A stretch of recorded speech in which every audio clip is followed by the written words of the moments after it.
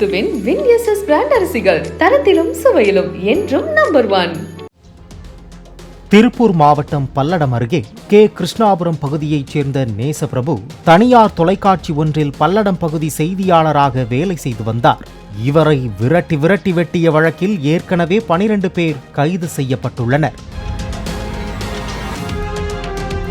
இந்த வழக்கில் தலைமறைவாக இருந்த முக்கிய குற்றவாளியான போலீஸ்காரர் சுபின் பிரபு நேற்று முன்தினம் இரவு சரணடைந்தார்.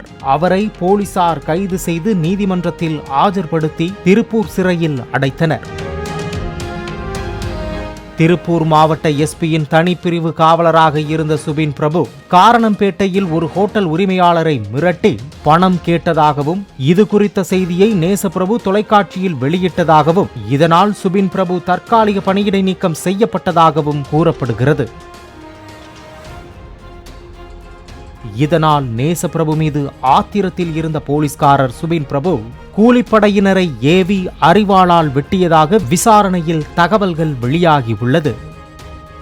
காங்கயம் முத்துவின் வின்எஸ்எஸ் பிராண்ட் அரிசிகள் தரத்திலும் சுவையிலும் என்றும் நம்பர் 1.